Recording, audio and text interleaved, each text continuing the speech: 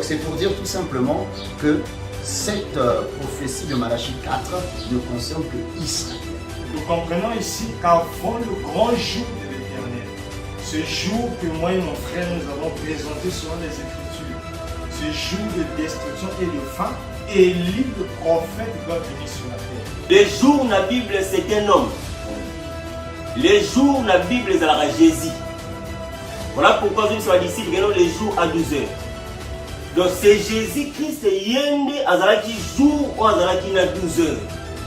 12 heures, il y a jour, c'est les apôtres, les 12 apôtres. Ici, nous ne sommes pas d'église. Nous ne sommes pas, il y a des hommes de Dieu ici. Mais nous ne sommes pas là pour enseigner, les gens vont dire, non, nous sommes dans un partage biblique.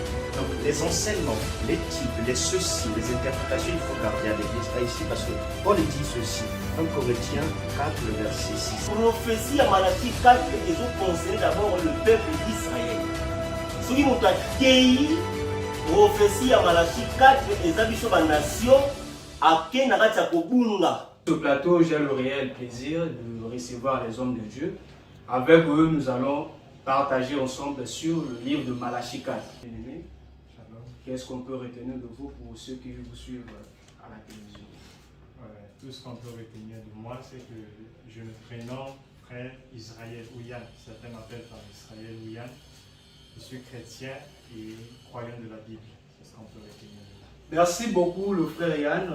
Nous avons compris que vous êtes le frère Yann. Nous passons au suivant. Moi, je suis frère Zoser, croyant de ce glorieux message. Et tout le monde me connaît sous le nom de Zoser. Bien-aimé, Shalom. Moi, c'est Shalom, le frère. Moi, c'est le frère Élie. Élie. Et comme les frères ont dit, croyant de la Bible, croyant du message. Et voilà un peu ce qu'on peut retenir de moi. Comment ça par mon bien-aimé qui est là? Shalom, bien-aimé. Shalom. Et qu'est-ce qu'on peut retenir sur vous? Moi, je suis le frère Timothée Mateta. C'est le frère Moïse Okwere. Moi, c'est le frère Herman de l'Assemblée des Saints de Brazzaville, précisément Talangé Dragage. C'est le frère Herman. Merci beaucoup, vous avez écouté. Nous vous rappelons que cette émission, elle est bilingue, c'est-à-dire l'intervenant après koloba tonton na français, après koloba tonton na lingala, na langue oyo après koloba.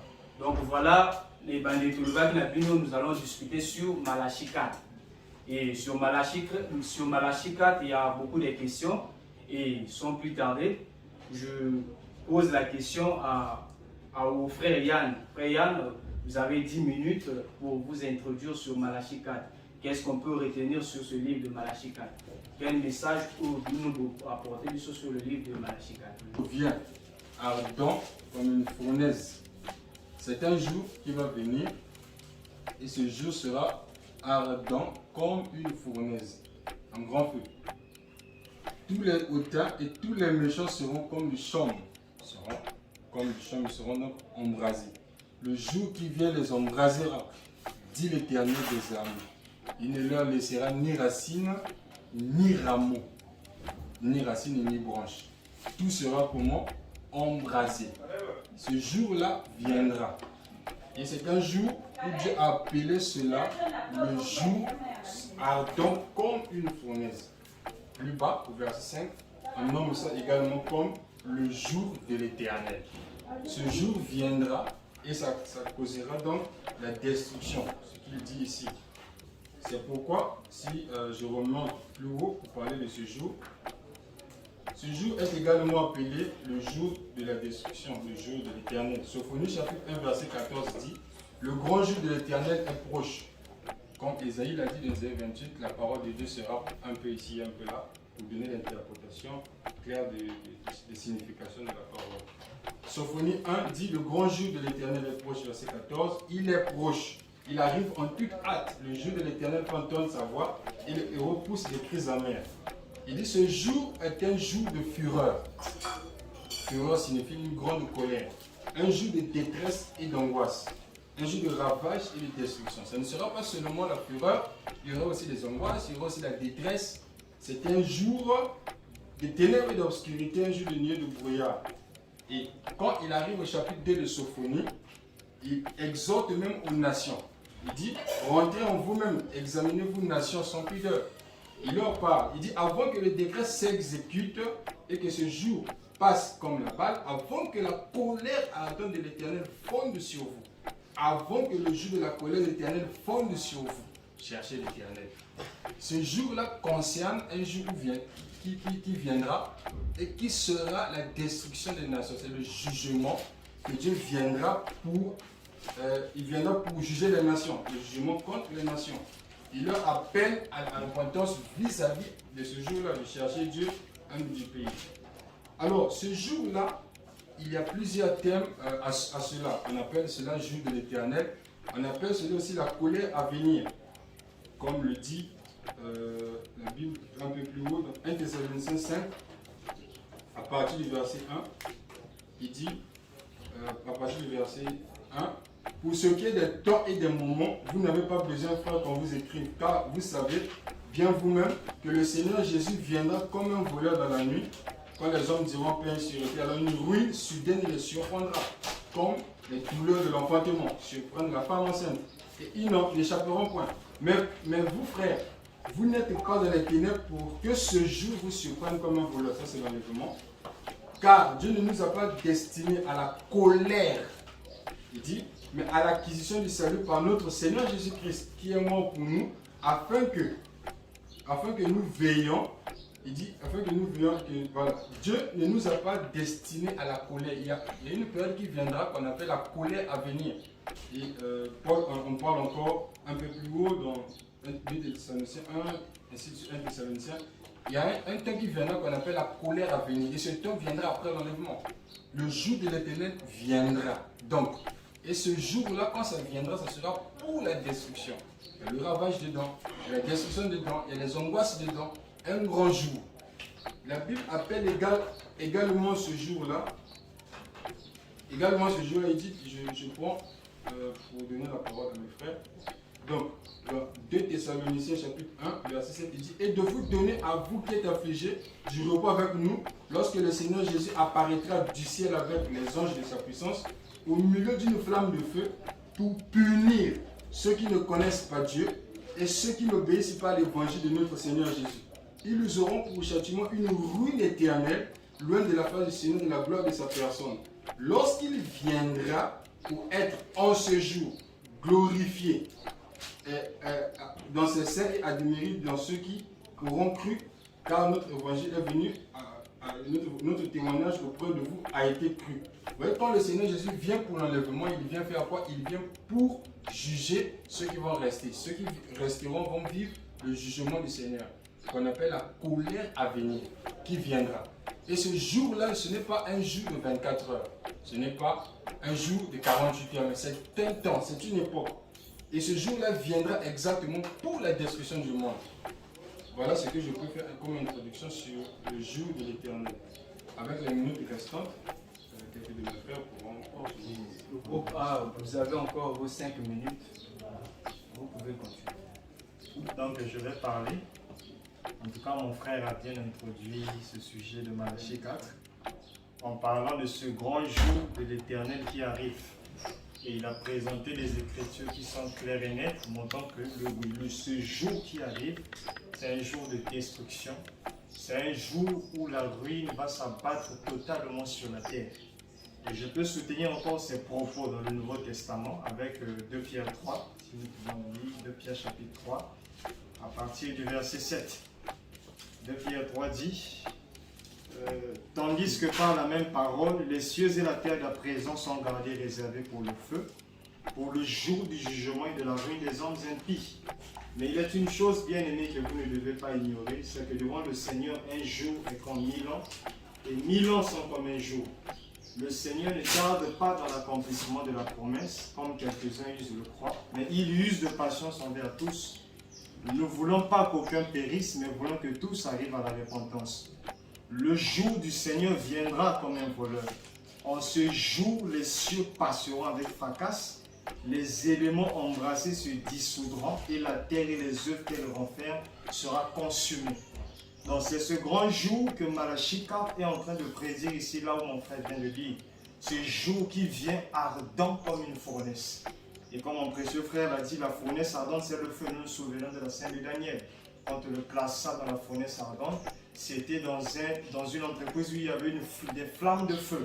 Et c'est là-bas que Daniel fut placé, les 3 jeunes hébreux, excusez-moi.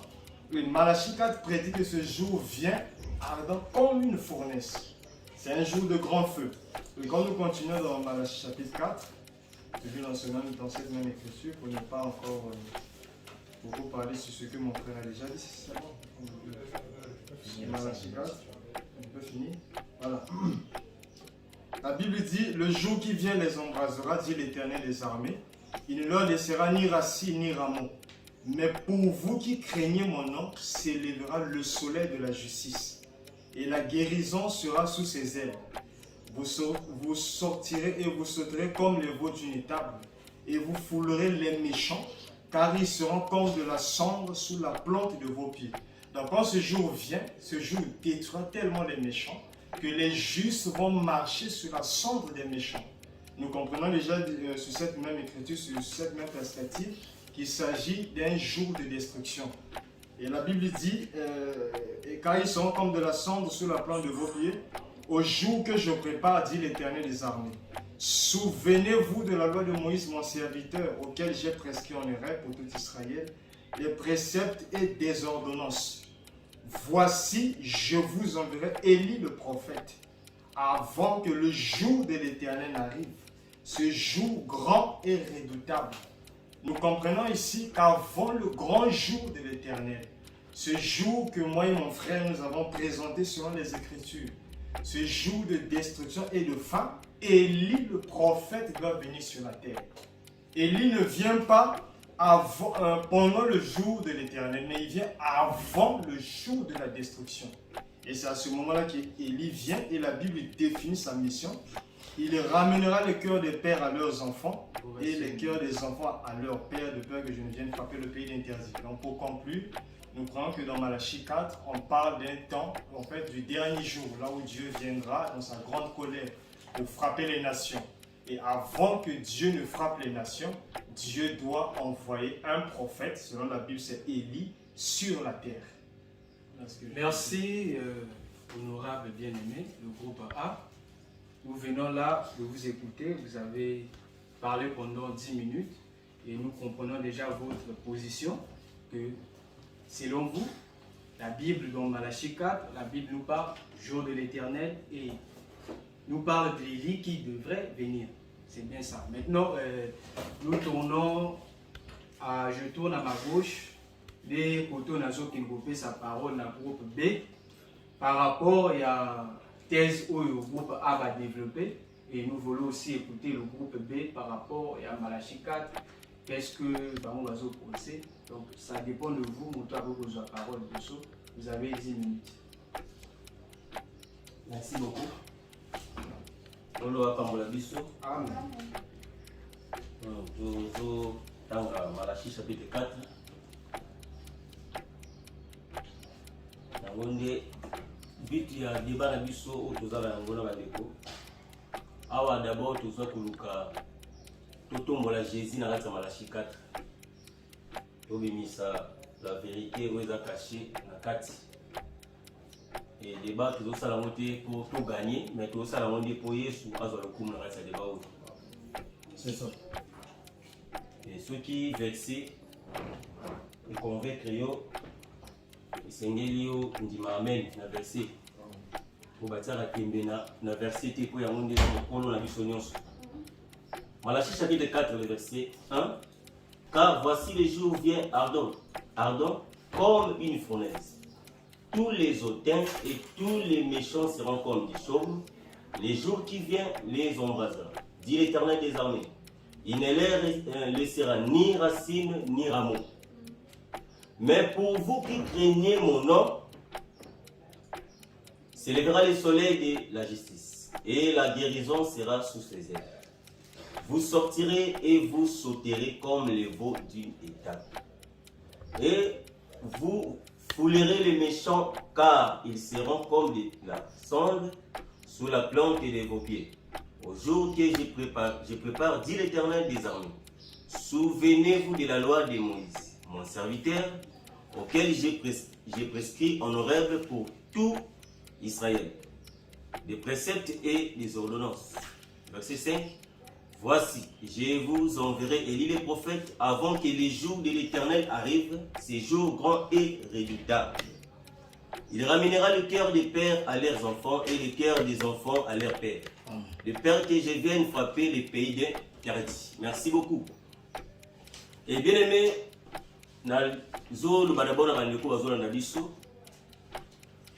d'abord que Malachie 4 ezali prophétie oyo ezokende vers l'accomplissement na yango. Et na kati na Bible Thomas Paul azoloba na 1 Corinthiens chapitre 14 verset 6 nakoki koya pa na bino te sans parler par révélation, par connaissance, par doctrine et par prophétie.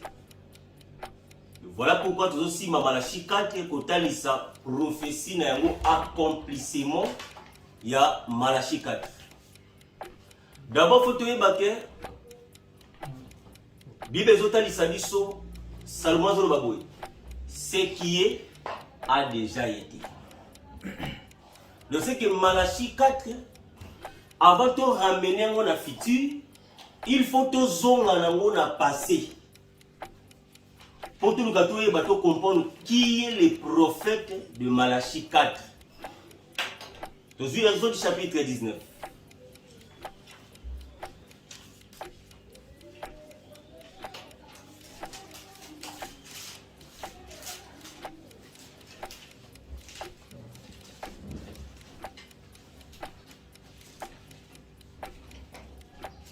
Dans Exode, Nzamba zotalisa na Israël. Le lenge oyo azobimisa bango na Égypte azobisa bango ke na memaki bino na bapapu na ngai ya Congo. A dit pour vous amener vers moi. Donc tant Nzamba azobisa Israël ke bokanisa ndenge na bimisaki bino na Égypte pona komema bino epai na ngai. Verset 4. Mokuma kotangela biso yango. Exode chapitre 19, verset 4, je lis au nom du Seigneur Jésus-Christ. Vous avez vu ce que j'ai fait à l'Égypte et comment je vous ai porté sur des ailes d'aigle et amené vers moi. Amen. Donc Malachie 4, avant que même un accomplissement na futur, Nzambe lokola a répété que makambo. Si kofoto zonga nango d'abord pour Salomon tatia bisobongo, alors dit que Nzambe aza répétiteur. Aza Nzambo alobela likambo, ceux qui va comprendre te akobandela ngo na manière mosusu. Ndenge Hébreu 1 azoloba ke Dieu alobaki na ba père na biso de plusieurs manières et de plusieurs reprises. Parce que tout na Israël le peuple oyo bazalaki comme esclave na Égypte. Pour Nzambe à la démarche ya kobimisa Israël na kati esclavagisme, il fallait que Nzamba pona oezali le prophète Moïse. Nzamba poni Moïse, Moïse a bisi Nzambe na li kolobaki, voilà pourquoi Nzamba poni Moïse qui na kota Aaron azala pembe na yo. Et tango Moïse akei, et Bible kotalisa biso ke Moïse asali ba miracle Pharaon boyi, et ko sala ke anyo kufi, ne par la mort de l'agneau d'Israël va s'en babimi en Égypte. Et quand on babimi wana, Nzamba zobisa Israël ke bokanisa ndenge na memaki bino na mapapu na nga ya Congo. C'est que tu dois comprendre que Nzambe pendant que Israël ba mona ke ba na mai, mais selon Dieu a memaki bango na le désert d'aigle. C'est ça. Parce que le désert d'aigle oyo Nzamba zolobela biso awa Israël va koluka wapi aigle wapi ba mapapa aigle. Ce que l'on doit comprendre la Bible na makanisi ya bomoto na yo okubunga benene. Ce qu'il faut ko ba mapapu na Bible ezalaka nani. Mapapu na Bible kalisaka prophète.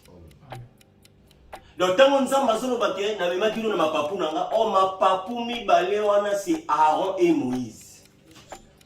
Aaron et Moïse, oh, nous en va saïni. Abimisaki Israël, dans ma bokouya, Pharaon. Si quoi, on a malachi 4 balobi, oui. On a ici d'abord, on a passé pour le salut d'Israël. On a vu verset. On a répété verset 1. Car voici les jours viennent, ardents comme une fournaise. Tous les hautains et tous les méchants seront comme du chaume. Les jours qui viennent les embrasera, dit l'Éternel des armées. Et il ne leur laissera ni racine ni rameau. Donc voici les jours viennent. Bien-aimé, l'anda bien la Bible tombe sur le jour, yokulukate jour physique comme ça. Les jours de la Bible c'est un homme. Les jours de la Bible c'est la Jésus. Voilà pourquoi je suis disciple les jours à 12 heures. Donc c'est Jésus-Christ yende azalaki jour ou azalaki na 12 heures. 12 heures il y a jour c'est les apôtres, les 12 apôtres. C'est comme Jacob na ombre azalaki pe jour ou azalaki na 12 heures na ye ou italisaki les 12 fils. Si côté voici les jours, car voici les jours viennent ardents comme une fournaise. Les jours en haut avant il y a. Bazotal sabi sur la verset. Verset 4. Donc avant que le jour il y a, Balobi, souvenez-vous de la loi de Moïse, mon serviteur, auquel j'ai prescrit en Horeb pour tout Israël, des préceptes et des ordonnances. Verset 5. Voici, je vous enverrai Élie les prophètes, avant que les jours de l'Éternel arrivent, ces jours grands et redoutables. Merci beaucoup. Nous avons pas pour la Bible. Est-ce une minute? Donc c'est que avant jour de l'Éternel il y a, nous avons d'abord Élie les prophètes. Avant Élie les prophètes, il y a sa peuple. Quel peuple? Peuple Israël. Souvenez-vous de la loi de Moïse. C'est que prophétie à Malachie 4 ils ont concerné d'abord le peuple d'Israël. Ce qui m'ont dit, prophétie à Malachie 4 ils ont sur la nation à Kenarata Kobunga. Prophétie à Malachie 4 ils ont concerné seulement le peuple d'Israël. Voilà pourquoi Babi, souvenez-vous de la loi de Moïse. Avant que les jours de l'Éternel arrivent, les jours grands et redoutables, les jours où ils ont sur les jours où il y a Armageddon. Avant que Armageddon, il faut les deux prophètes Baya, sur le Bela. Donc nous avons déjà l'idée. Et Toyoki, nous avons écouté le groupe A et le groupe B. Nous avons déjà l'idée que ici, il s'agit de le livre de Malachie 4. Et comme l'a dit le groupe A et le groupe B, c'est une prophétie. Et ce que nous pouvons vous rappeler, le groupe A explique que c'est une prophétie et qui a plusieurs questions. Et le groupe B nous explique que c'est une prophétie qui est destinée exclusivement à Israël. Donc c'est ça, je vous mets déjà le sujet et nous tournons vers le groupe A. Le groupe A, vous avez écouté le groupe B. Qu'est-ce que vous reprochez par rapport à ce que le frère Timothée nous a expliqué sur Malachie 4? Qu'est-ce que vous reprochez à le frère Timothée? Que le Seigneur vous bénisse et qu'il bénisse. Vous avez également 10 minutes. Oui, qu'il bénisse également le frère Timothée. Et je crois que son argumentation a eu à nous bénir. Mais j'ai relevé quand même quelques points que j'aimerais revenir sur cela. Le frère Timothée a dit beaucoup de choses. Et je tiens d'abord à rappeler une chose. Ici, nous sommes dans un partage des Écritures. Je ne crois pas qu'il y a quelqu'un qui est venu ici pour enseigner l'autre. D'où il est nécessaire de parler avec les Écritures. C'est peut-être pas à l'église où quand le pasteur il prêche, les gens disent Amen. Ici, on va demander les Écritures. Voilà pourquoi je vais également demander quelques Écritures au frère Timothée. Oui. Je veux commencer par 2 Pierre 1, 19, 21. La Bible dit: et nous tenons pour d'autant plus certaine la parole prophétique à laquelle vous faites bien de prêter attention, comme à une lampe qui brille dans un lieu obscur, jusqu'à ce que le jour revienne et paraisse et que l'étoile du matin se lève dans vos cœurs. Le verset 20. Sachant tout d'abord vous-même qu'aucune prophétie de l'Écriture ne peut être un objet d'interprétation particulière, car ce n'est pas par une volonté d'homme qu'une prophétie ait jamais été apportée, mais c'est poussé par le Saint-Esprit que des hommes ont parlé de la part de Dieu. Je ne crois pas que, comme la Bible ici dit par Pierre, que l'Écriture doit faire l'objet d'une interprétation particulière. Et je crois que nous également, nous ne croyons pas. Alors, le frère Timothée a dit une chose ici. Il a dit deux choses dont j'aimerais rebondir sur cela. Il a dit premièrement que les deux ailes d'aigle, c'est Aaron et Moïse. Alors, quand on va finir le temps, j'aimerais que le frère Timothée revienne et qu'il nous présente les Écritures qui lui permettent d'avancer de tels arguments. Parce que déjà, la Bible, il dit, bon, il prend Exode 19, 4, on parle de deux ailes, déduit. Je ne dis pas que c'est faux, c'est ce que lui croit. Mais il déduit que c'est Aaron et Moïse. Pourquoi il déduit? Parce que pour lui, comme il a dit, c'est pas Aaron et Moïse que l'Éternel a fait sortir, n'est-ce pas, Israël de l'Égypte. Mais je vais lire une écriture qui va dire le contraire. Je vais lire ici dans Michée 6, le verset 4. Écoutez ce que Michée dit, le prophète. Michée 6, verset 4. Écoutez c'est intéressant ce que Michée va dire ici. Car je t'ai fait monter du pays d'Égypte. Je t'ai délivré. Dieu parle à Israël. Je t'ai délivré de la maison de servitude. Et j'ai envoyé, combien? Devant toi, Moïse, Aaron et Marie. Amen. Je ne sais pas si on doit maintenant la dire qu'il y avait 3 ailes. Voyez-vous cela? Donc il faut que le frère Timothée, quand il aura la parole, qu'il nous prouve. Sinon, avec cette écriture-là où Dieu parle de Moïse, Aaron et Marie, devrions-nous croire qu'il y a un aigle avec 3 ailes? Je ne sais pas. Là, c'est au frère Timothée de parler quand il aura la parole. Il dit encore une chose. Il dit, le jour dont la Bible, c'est Jésus. Voilà pourquoi j'ai dit, faisons attention, parce que chacun de nous ici peut se lancer dans des interprétations particulières. On ne va pas s'en sortir, on va aller nulle part. Il faut qu'on présente les Écritures. Il ne s'agit pas de dire telle chose c'est ceci, telle chose c'est cela. Sinon, je crois qu'on ne va pas s'en sortir et on sera là éternellement, on va débattre. Donc nous voulons un débat scripturaire. Nous voulons un débat où les Écritures sont présentées. Et donc faisons attention à ne pas tenir des arguments qui vont laisser entendre que ce sont des interprétations ici et là, surtout avec l'Écriture que j'ai lue au début. Je crois que ça doit être la base de ce partage qui est d'ailleurs biblique.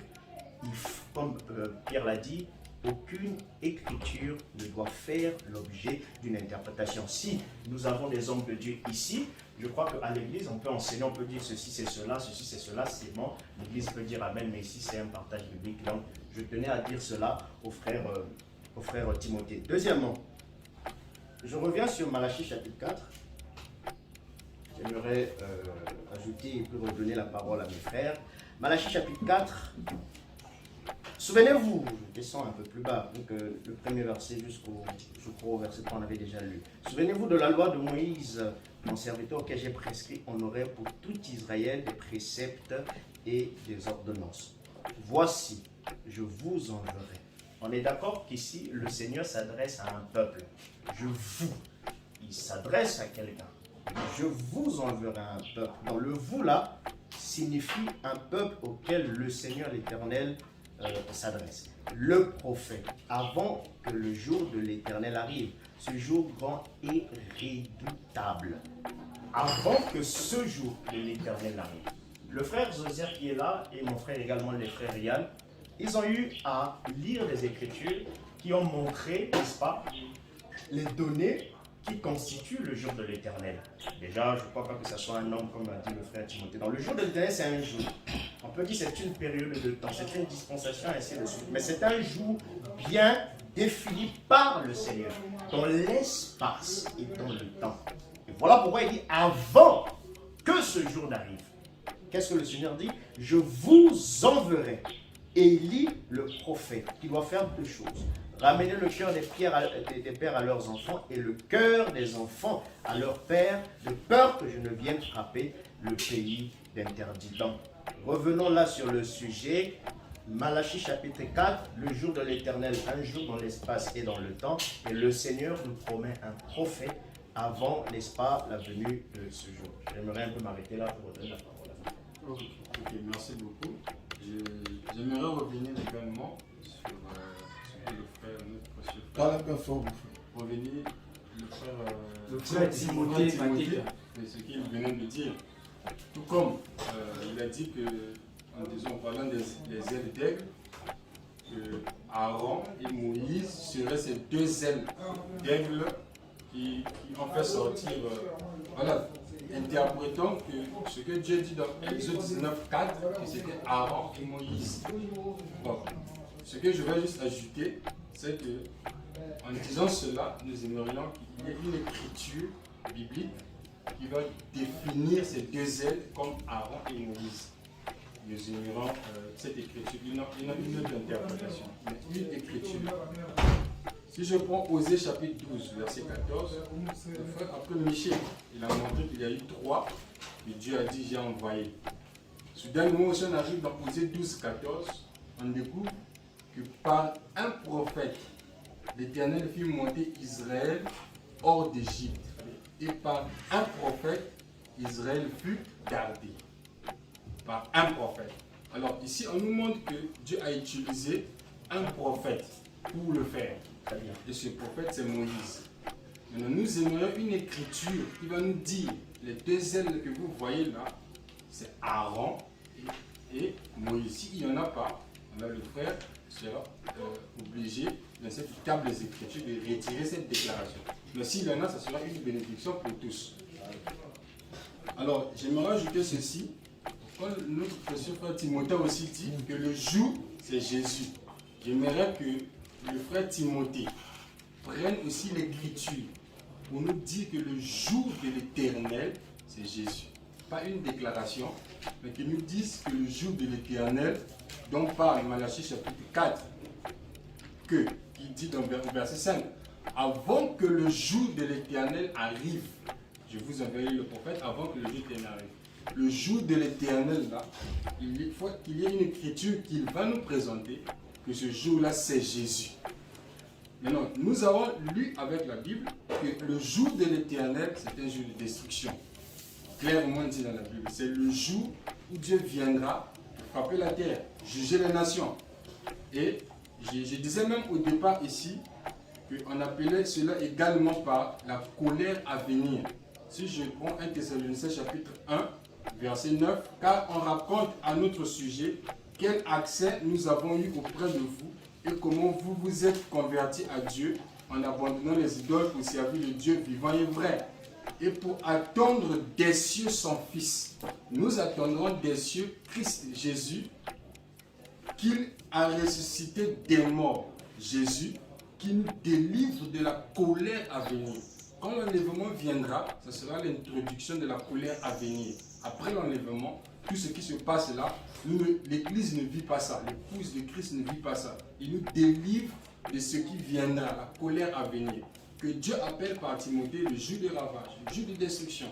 Et il continue même plus bas, il nous définit ce jour-là, et nous croyons que ce jour n'est pas un jour de 24 heures. Il nous dit dans Ézéchiel chapitre 30, à partir du verset 2, Fils de l'homme, prophétise et dit, ainsi parle le Seigneur l'Éternel. Gémissez, malheureux jour. Car le jour là, c'était un malheureux jour. Ce n'est pas un jour heureux, c'est un malheureux jour.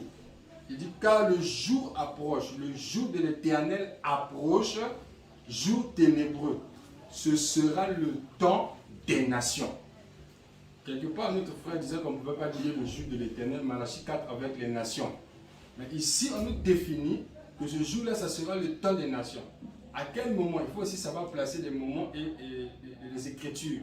Dieu viendra sur la terre pour corriger et punir les nations après l'enlèvement. Et son but sera parce que les nations qui ont été greffées à l'arbre, et quand ils ont été greffés, Dieu a coupé les branches naturelles, il a greffé l'arbre, et cet arbre-là va connaître l'évangile. l'Église connaît l'évangile, l'enlèvement arrive, alors la ruine soudaine va arriver juste après. C'est la colère de Dieu. Merci le frère. La position du groupe A. Et maintenant, nous te poser une question parce que dans le monde, il y a une contradiction. Or, Bible, il y a la contradiction. Il y a une Bible, il y a la mais tout le monde déjà une contradiction. Et nous relevons les deux questions que le frère Élie a posées dans le groupe A, plus précisément dans le frère Timothée. Le frère Élie, tout dans le groupe A, ça est écriture parce que dans l'intervention le frère Timothée a dit deux éloignants ils allaient Aaron et Moïse. Donc le frère Élie a aussi une écriture dans le frère Timothée. Et puis deuxièmement, le frère Timothée dans l'introduction a dit que le jour c'est Jésus-Christ. Alors le frère Élie a dit le débat dans la Bible, il faut le frère Timothée appeler ça écriture. Donc tu poses question directement au frère Timothée, tu poses question en général dans le groupe B concernant à propos où le frère Élie a dit. Qu'est-ce que vous pensez de ça? Quelle est votre défense sur ça? On va appeler ça Bandeko. On va d'abord Genèse chapitre 18. Genèse 18. C'est fait du macas dans l'écriture, on va appeler ça. Ou tant vraiment écriture parce que tant que vous avez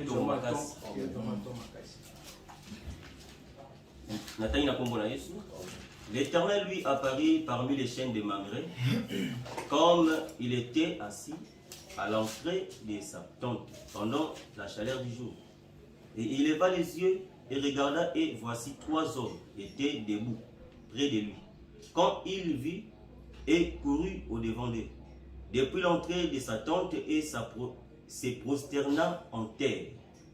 Il dit, Seigneur, si je trouve grâce à tes yeux, ne passe point, je t'ai pris loin de ton serviteur. Merci d'abord pour le baboué. Dieu parle de plusieurs manières et de plusieurs reprises. Et ça pour la compréhension. Par exemple, si vous avez 1 plus 4 est égal à 5, moi je comprends le thé. Vous avez 1 bâtonnet plus 4 bâtonnets. Mais 1 bâtonnet plus 4 bâtonnets, et autres, ça va 1 plus 4. Si vous comprenez, aux yeux, si vous avez plus 4, et ça la compréhension.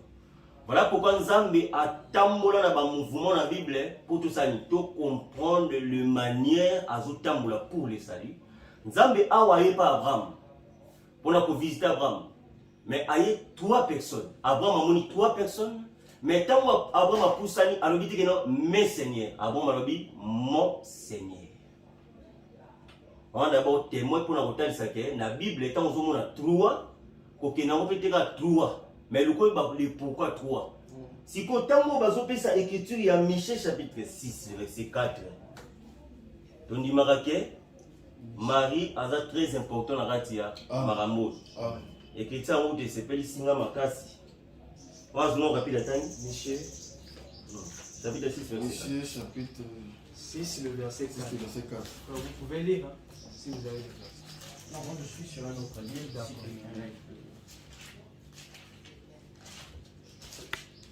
Michée 6, verset 4, je lis au nom du Seigneur Jésus-Christ. Car je t'ai fait monter du pays d'Égypte et je t'ai délivré de la maison de servitude et j'ai envoyé devant toi Moïse, Aaron et Marie. Voilà. Donc, Nzambe a ozotalisa biso ke abimisaki Israël na nzela ya Moïse, Aaron et Marie. Et quand vous savez ce type pour ils ont pas de la terre sur Trinité, Nzamba Misad, Nzamba Zara Moko, Mami Kabolaka. Quand est-ce que Nzambe a utilisé Aaron et Moïse? Quand est-ce que Nzambe a bâti Marie? Si quand on suit Luc chapitre 13 le verset 34. Luc 13, verset 34, je lis au nom du Seigneur Jésus-Christ. Amen. Jérusalem, Jérusalem, qui tue les prophètes et qui lapide ceux qui te sont envoyés. Combien de fois ai-je voulu rassembler tes enfants comme une poule rassemble sa corvée sous ses ailes. Amen. Amen.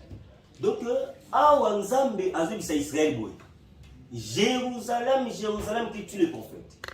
Combien de fois nalingaki na sangisa bino lokola soso ya mwasi asangisaka bana. De ce que tu veux comprendre que awa Nzambe pona ko sangisa, il fallait qu'elle soit formée ya poule, ya soso ya mwasi. De ce que Nzambe pour sauver et sengela ki Nzambe sani azo forme à mwasi. Qu'est-ce que signifie la femme? La femme c'est la faiblesse. Quand on a tanzoto oh Pierre azolo baboy abi mamibali bo traité basi na bino avec bidon parce que baza sexe moko plus faible. Donc c'est que la femme elle sera la faiblesse. Donc ton Christ azoya comme la femme a dit pour na rassembler. Mais quand est-ce que Christ a koya pour rassembler? Oh et aujourd'hui Israël va rejeter le Messie. Mais quand est-ce que Akoya pour rassembler Baro? Oh, les jours de l'éternel, ils ont joué la colère. Mais tant Akoya pour détruire le méchant, mais Akoya na forme ya Myriam, mais pour la faveur na peuple moko. Ils ont joué le jour de l'éternel, c'est jour ya Armageddon. Akoya pour détruire, mais pour la faveur na peuple moko. Voilà pourquoi il faut la forme ya Myriam. Mais les deux ailes, les deux ailes ya Nzambe awa. Pour yemo balbini, abi combien franga 500 ko la soso mo sa 500 bana na mapapu na ye. Sko mapapu mi bale ya Nzambe, soko tali Nzambe boye sko mo na Nzambe mapapu non. Nzambe utilizaka ba prophète comme peut aussi le zèle. De ce que quand tu zomona Aaron na Moïse na ombre o bazo bimisa Israël. Tous Abraham, quand on a visité 3 personnes, ils n'ont son état et le comment. Avant que les jours de l'éternel arrivent, les jours de l'éternel, c'est Jésus-Christ, pour avoir la forme de Myriam, pour avoir la grâce d'Israël. Mais à côté d'abord les besoins. Les besoins pour la ligne. La guérison, c'est ma papou na bango. Pourquoi la guérison? C'est que le peuple Israël est malade. Amen. Voilà pourquoi il faut les besoins, il y a la guérison pour guérir Israël.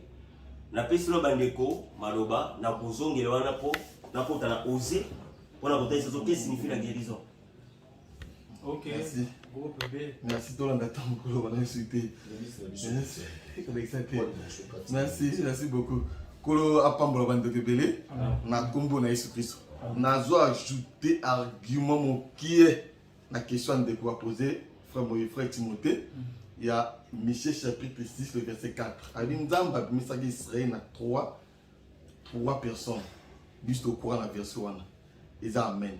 Maintenant, on a argumenté dans Matthieu chapitre 4 pour l'angola équivoque mais on a que 3 personnes ils à solo. Dans Matthieu chapitre 4, dans verset 5, Babi il y a maintenant le verset, car voici, je vous enverrai élu le prophète avant que Dieu l'éternel arrive, ce jour grand et redoutable. Dans Matthieu, dans verset 4, souvenez-vous de la loi de Moïse, mon serviteur, auquel j'ai prescrit honorable pour tout Israël, des préceptes et des ordonnances. Maintenant, frère a posé une question. Dans Michée, elle a dit 3 personnes. Michée de zone d'imam. Dans 4 Matthieu, chapitre 4, il y en a 3 prophètes. Il faut en mis sur le prophète Michée tourne. Il y en a 3. Et ça, quand Malachi et Élie n'a pas été basé sato, basé Seigneur Jésus-Christ. Parce que le soleil est dans le milieu, le soleil est dans le désert. Soleil, Luc chapitre 4, toute sa définition à soleil. Luc chapitre 1, le verset 78. Christ a le véritable soleil. Il y a un Israël. En Égypte, on a dit ça, Israël. Mais il y a un désert. On a une image, ça a Myriam. Na Marie, na Moïse. Parce que nous avons été dans Moïse d'Égypte. Alors on a salué Nzambe, Aaron, prophète. Mais tant qu'on a besoin de faire mariage, ça pour l'accomplissement de Marie chapitre 4 Zala. Nous avons besoin de battre. Aujourd'hui, verset Moralique chapitre 1, verset 78. Grâce aux entrailles de la miséricorde de notre Dieu, en vertu de laquelle le soleil levant nous a visités d'en haut. Voilà. Soleil levant de Arabes visité d'en haut. Le soleil levant, c'est Jésus-Christ. Amen. Il y a un véritable soleil. Mais tant qu'il y a Magie, chapitre 4. Parce que le soleil, dans verset 2. Mais pour vous qui craignez mon nom, s'élèvera le soleil de la justice. La guérison sera sous ses ailes. Si tout le monde a soleil, après tout le monde a guérison. Voilà pourquoi tu as besoin de mener l'Égypte, il faut faire trop. Trop, on a Moïse a commis soleil, comme étant Dieu. Myriam a commis prophète. Aaron peut être prophète, parce que vous avez 3 prophètes. Toujours quoi bon. Donc on est qui veut qu'on aille bâtir, c'est pas lui. Frère, l'action qui non, c'est Dieu lui-même. Dès ma papa, elle dit Myriam et Aaron.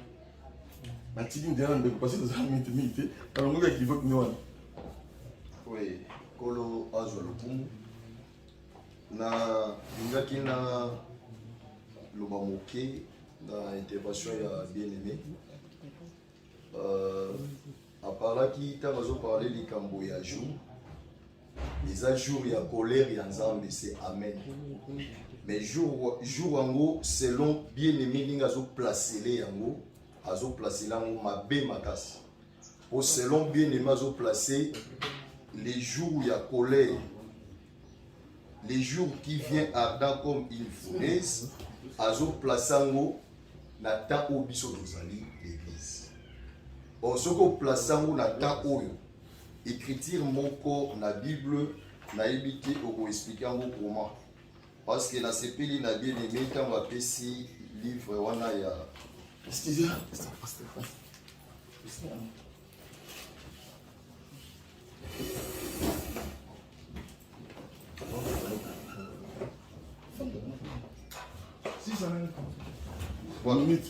Nazui Esaïe chapitre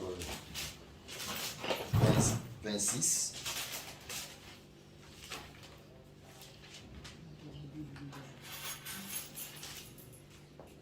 Esaïe chapitre 26 verset 20. Natangi na kombo na Yesu. Alors dit, va mon peuple, entre dans ta chambre et ferme là la porte derrière toi. Cache-toi pour quelques instants jusqu'à ce que la colère soit passée. Car voici l'Éternel sort de sa demeure pour punir les crimes des habitants de la terre. Et la terre mettra le sang à nu. Elle n'éprouviera plus le maître. En ces jours, l'Éternel frappera de sa dure. Donc, on a ce qui wana pour la route d'Isaki. Ce qu'on place que les jours où il y a colère, au place où on attend à biso l'église, et zozela frappe en Zambé, au tei mabe makasi. Pour l'année, le Seigneur, avant à frapper, à manifester colère, il faut abomba moi signer la carte à chambre. Donc c'est que les jours où il y a colère, l'église, et autres c'est le jour à colère en Zambé. Mais autres c'est le jour du Seigneur. Donc autres c'est l'enlèvement. Pourtant au Simbi, Malachie chapitre 4, au Simbi livre à Thessaloniciens, pour obalisa l'enlèvement, na jour où il y a colère, na évité. Paul a bénana battu l'église à cause de replacer prophétie mabé. De ceux qui osent l'église et ensemble les lots, ils osent les jours, il y a colère à Kolo, au Teimabé. Donc l'église, ils osent les jours du Seigneur et non les jours de l'Éternel. Donc ils osent les jours, il y a colère, peut-être ils osent les jours, il y a grâce, donc l'enlèvement. Donc avant le jour, il y a colère, il faut les seigneurs. D'après cette écriture, il y a Esaïe 26, les seigneurs abomba, moi signé dans la chambre. Donc ça veut dire l'enlèvement, salami, tout bombami, dès les seigneurs à Kiti pour à manifester jour, il y a colère, il y a ensemble. Donc, il y a un gars qui, frère, a pour expliquer, est-ce que l'église, toujours c'est la jour où il y a colère, ou l'église, toujours c'est là, l'enlèvement de les jours du Seigneur. On a des questions à poser. Merci beaucoup, le frère Moïse. Oui, donc il y a eu beaucoup de choses qui ont été dites. Moi, j'aimerais d'abord commencer à répondre à la question de mon frère. C'était au Kouéré, n'est-ce pas? Le frère Moïse au Kouéré. Frère Moïse qui dit, qui nous pose une question. Est-ce que le jour de l'Éternel, est-ce que l'église de Dieu verra le jour de l'Éternel, l'épouse, moi c'est Nzambe comme il le dit? Et moi je réponds non. Mon frère a bien précisé dans une écriture qu'il a dit dans un Thessalonicien que quand il vient, Christ, le jour du Seigneur, quand ça vient, pour l'épouse c'est un jour de grâce. Mais pour les gens qui n'ont pas reçu Christ, c'est ça maintenant le jour de colère et de jugement. Les enfants de Dieu, l'Église de Dieu ne participent pas à la colère de Dieu. Mais quand Christ vient, il enlève son Église, comme tu as eu à le préciser, je suis d'accord avec toi, l'enlèvement. Mais pour ceux qui vont rester sur la terre, c'est le jugement et la destruction maintenant.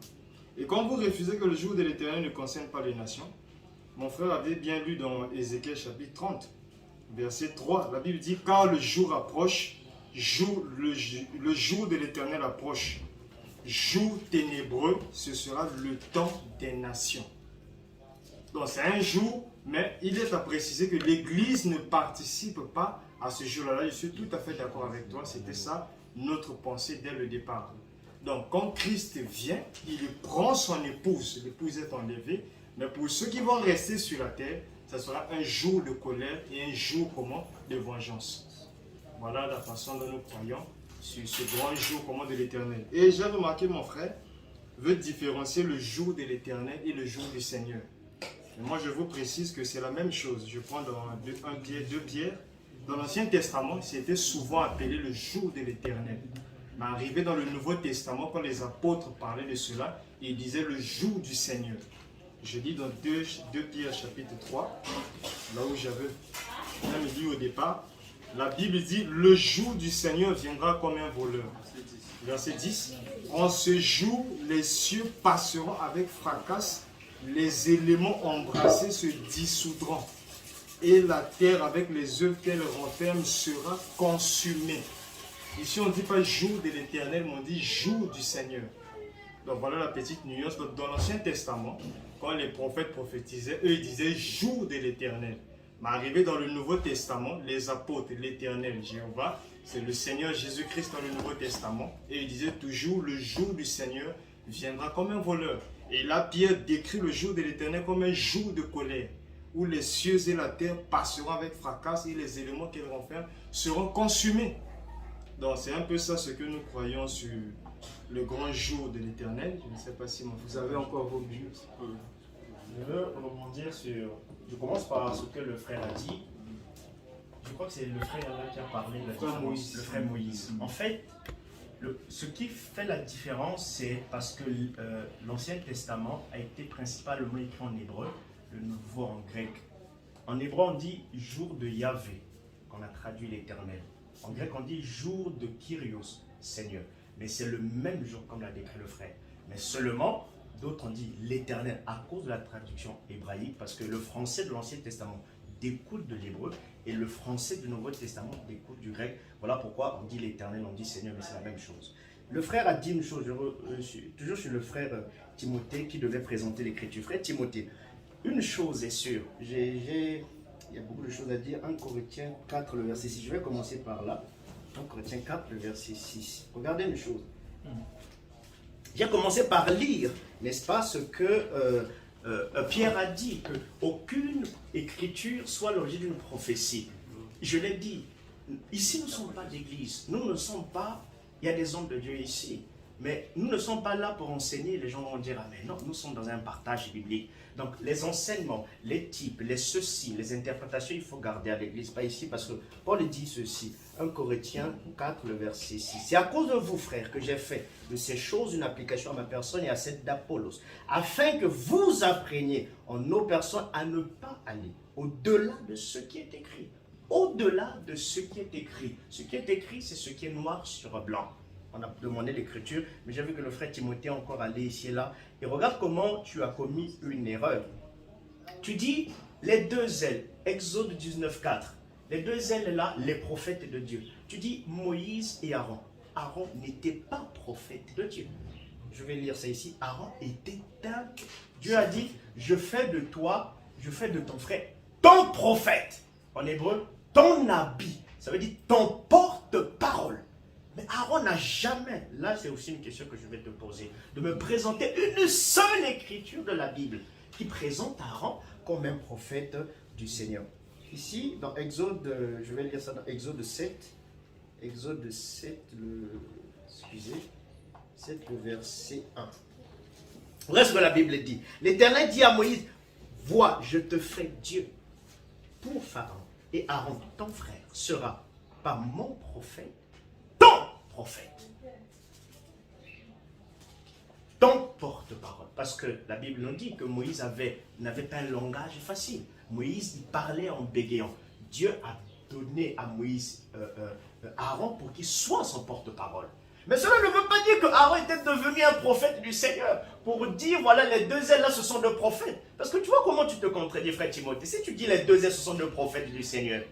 Mais il faut nous présenter ces deux prophètes. Mais si tu mets Aaron là-dedans, présente-nous l'écriture qui présente Aaron comme, je dis bien, prophète du Seigneur. Maintenant, la Bible dans Exode 31, 10, va présenter Aaron comme qui? Aaron n'a jamais été prophète du Seigneur, loin de là.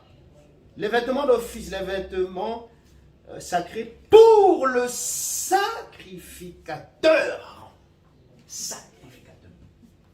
Aaron n'a jamais été prophète. Donc, ça, il faut noter. Et puis, quand tu auras la parole, frère Timothée, je te prierai de nous présenter une seule écriture. Vraiment, je veux qu'on soit scripturaire. Je ne veux pas qu'on soit dans les interprétations.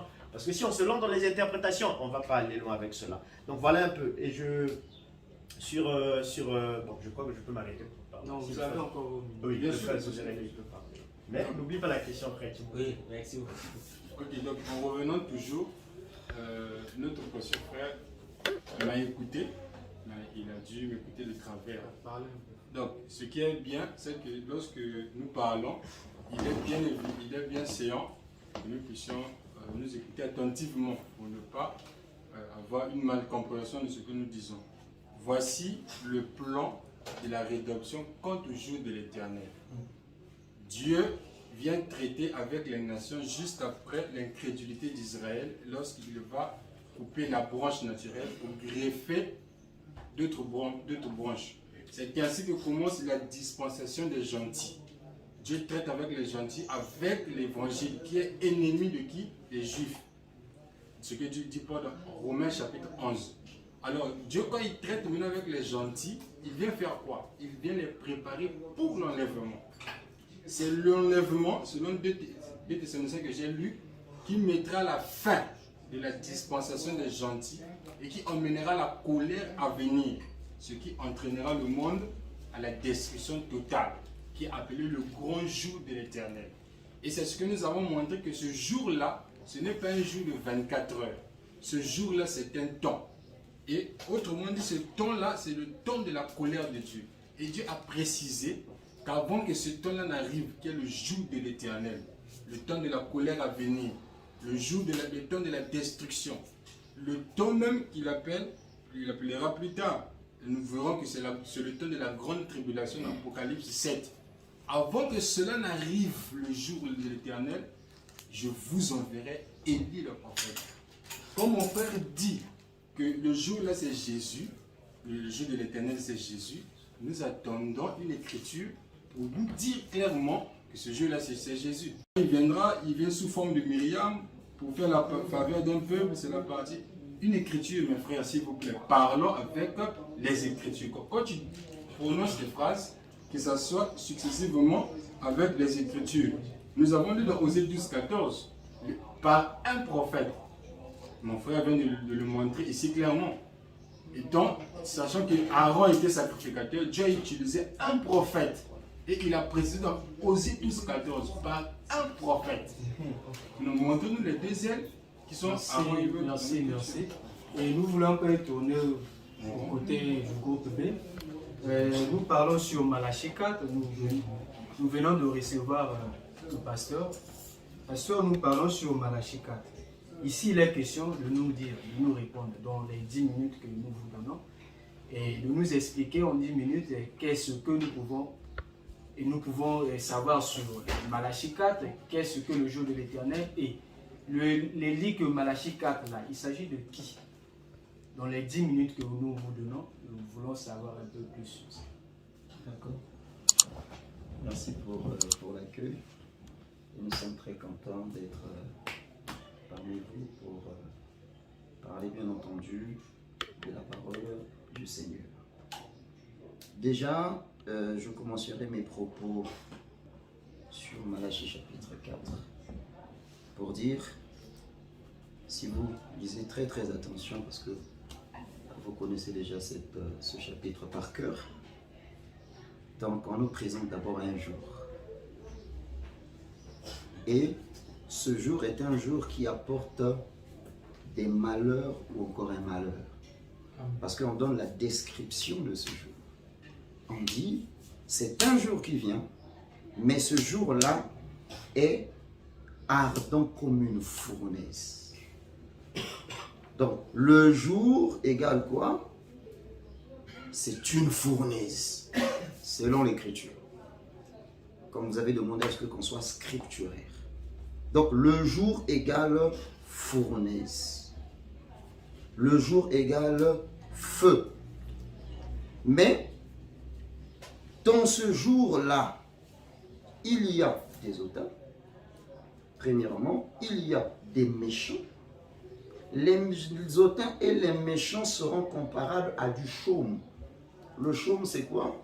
Vous le savez certainement mieux que moi. Le chaume, ils ont ma petite herbe, mais herbe, on les a prêts pour passer au feu. Le Seigneur, quand tu utilises le langage du chaume, il en parle, je vous donnerai l'écriture, comme le fait de rassembler toutes les nations. Et il fera de toutes les nations aussi comme du chaume. Et il dit, le jour qui vient embrasera qui? Embrasera les hautains et les méchants. Donc le jour là vient pour les hautains et les méchants qui seront embrasés. Ça c'est scripturairement, sans de passer par une autre écriture. Alors, il ne leur restera ni racine ni rameau. Pour lesquels? Pour les hautains et les méchants. Donc les hautains et les méchants, d'où le langage, c'est de leur comparer comme du chaume. Parce que le chaume, c'est l'herbe, donc l'ensemble de plusieurs herbes qui sont prêts à être consumées par le feu. Il dit, mais pour vous qui craignez mon nom, le vous là n'est pas placé pour les hautains et les méchants. Parce que les hautains et les méchants passeront déjà par le feu qui est la fournaise. Le jour va les embraser. Maintenant, on donne une promesse pour ceux qui craignent le nom du Seigneur. Il dit, mais pour vous qui craignez mon nom, se lèvera le soleil de la justice. Donc, le soleil se lève pour ceux qui craignent le nom du Seigneur. Et la particularité dans ce soleil, c'est que ce soleil-là a la guérison sous ses ailes. Nous le savons tous, dans les Écritures, en dehors des êtres vivants, sinon un oiseau n'a que 2 ailes. En dehors des êtres vivants que vous connaissez mal, Ézéchiel chapitre 10, Ézéchiel chapitre 1er, Ésaïe chapitre 6, Apocalypse chapitre 4, Apocalypse chapitre 5. Donc, vous sortirez et vous sauterez comme les veaux d'une étable. Lesquels qui sortiront? Ce sont ceux qui craignent le nom du Seigneur. Ça veut dire que la clé, c'est à partir du verset 2. Maintenant, il dit, et vous foulerez les méchants. Lesquels qui vont fouler les méchants? Ce sont ceux qui craignent le nom du Seigneur. Ils fouleront les méchants, car ils seront comme de la cendre sous la plante de vos pieds. Vous le savez, le principe de la cendre. Ça veut dire qu'après le feu, il y a la cendre qui attend. D'accord? Après, il continue. Au jour que je prépare. Donc, Dieu prépare un jour, mais dans ce jour-là, il y a plusieurs caractéristiques. En fait, il y a plusieurs événements qui vont se passer successivement toujours dans ce jour. Maintenant, il dit, souvenez-vous de la loi de Moïse, mon serviteur, auquel j'ai prescrit en Horeb pour tout Israël. Lesquels qui vont se souvenir? Ce sont ceux qui craignent le nom du Seigneur. Ce sont eux qui vont se souvenir. Alors, vous le savez, on se souvient des événements. On se souvient de ce à quoi on a participé. D'accord? Ou soit on se souvient d'un événement qui a eu le jour. Mais il dit, voici, je vous enverrai Élie le prophète avant que le jour de l'Éternel arrive. Ça veut dire que avant la colère, avant cette colère-là, Dieu enverra Élie le prophète. Mais il enverra Élie le prophète pour qui? Il enverra Élie le prophète pour ceux qui craignent le nom du Seigneur. Après, il continue. Ce jour grand et redoutable, c'est-à-dire c'est toujours le jour de l'Éternel, il ramènera, on donne maintenant la mission d'Élie. c'est-à-dire ce que Élie fera lorsque le Seigneur va l'envoyer. Il ramènera les cœurs des pères à leurs enfants et les cœurs des enfants à leurs pères. De peur que je ne vienne frapper le pays d'interdit. C'est un pays d'interdit. Mais avant que Dieu vienne frapper le pays d'interdit, qu'est-ce qui va se passer? Souvenez-vous, ce principe du pays d'interdit a été toujours, si vous regardez par exemple de près ce qui se passe aussi dans la marche avec Israël, vous allez comprendre que le Seigneur disait toujours, il faut vouer cette nation, après avoir frappé un peuple, vouer cette nation à un interdit. D'accord? C'est souvent le langage qui revenait toujours. Et Dieu attribuait souvent ce langage, notamment, il demandait aux enfants d'Israël de pouvoir vouer les nations à l'interdit. Alors, donc la clé du chapitre Malachie, chapitre 4, en réalité, c'est le verset 2. Et par la grâce de Dieu, nous allons dire à qui cette promesse a été donnée. Alors, je le crois de tout mon cœur, sans détour de pensée, que cette prophétie est une prophétie qui concerne la maison d'Israël. Alors, pourquoi je le dis? Alors, mon premier argument, c'est quoi? D'abord, ceux qui craignent le nom du Seigneur, c'est le peuple d'Israël. Et le premier argument que c'est le peuple d'Israël, c'est parce que ce peuple-là attend la guérison. Donc c'est un peuple malade. Alors qu'au moment où nous parlons ici, l'Église n'est pas malade. Parce qu'on n'a pas une écriture qui nous parle de la maladie de l'Église. Je le précise encore. Vous voyez l'œuvre de la croix. Avant l'œuvre de la croix, c'est l'écriture que le frère a donnée, selon Actes, je crois, chapitre 14, Actes chapitre 15. Avant l'œuvre de la croix, Dieu traitait avec un peuple qu'on appelle le peuple d'Israël. Après l'œuvre de la croix, Dieu a mis de côté le peuple d'Israël, parce qu'Israël a rejeté l'œuvre de la croix. Dieu a tourné des regards maintenant vers des nations. Donc aujourd'hui, Dieu ne traite plus avec Israël comme nation. D'accord? Il traite maintenant avec nous, les nations, c'est-à-dire l'Église du Seigneur. Alors, qu'est-ce qui se passe? Ça veut dire que Israël est un peuple actuellement qui est malade. Nous, l'Église, nous ne sommes pas dans la maladie. Nous ne sommes pas dans la maladie. Le peuple qui est resté malade, c'est le peuple d'Israël. La maladie d'Israël, il y a plusieurs connotations où on peut donner un nom. Par exemple, l'incrédulité. L'incrédulité, nous savons, c'est aussi une maladie. D'accord? Et nous, l'Église, nous n'avons pas une promesse auquel nous attendons Dieu. Maintenant, là, au moment où nous parlons, au moment où nous sommes assis comme ça, nous n'attendons pas une promesse dans laquelle où Dieu dit que vous, l'Église, vous êtes malade. Il n'y a pas une écriture. Alors, ça veut dire que c'est un peuple appelé le peuple d'Israël, c'est un peuple qui est malade. Alors, c'est à ce peuple-là qu'il y aura la guérison. La guérison proviendra d'où? La guérison proviendra bien entendu les deux ailes. Donc les deux ailes viendront pour apporter la guérison à la maison d'Israël. Donc nous, l'Église aujourd'hui, nous n'avons pas une promesse qui dit que vous êtes malade, alors vous attendez la guérison. Alors si l'on dit que nous, le peuple de Dieu, aujourd'hui l'Église, nous sommes malades, alors nous dirons clairement que l'œuvre de la croix a été une œuvre vaine. Parce que si vous croyez avec moi que l'œuvre de la croix était une œuvre parfaite, parce que Jésus-Christ dira, tout est accompli. Amen. Quand il dit tout est accompli, c'est l'œuvre de la rédemption. Bien que je le sais que la rédemption, c'est un processus.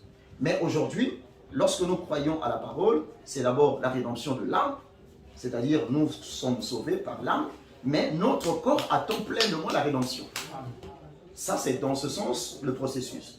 Mais dire qu'il y a une promesse qui dit que nous sommes malades, en tout cas, je n'en connais pas. À moins que vous en avez, alors vous allez nous les présenter. Merci beaucoup, pasteur. Il y a des questions qui sont encore en suspense concernant le frère sur ce qu'il a dit, sur les ailes. Parce que déjà, celui qui a parlé des ailes, ce n'est pas nous, je ne crois pas que les frères en prenant, ils ont parlé de cela, c'est venu du frère Timothée.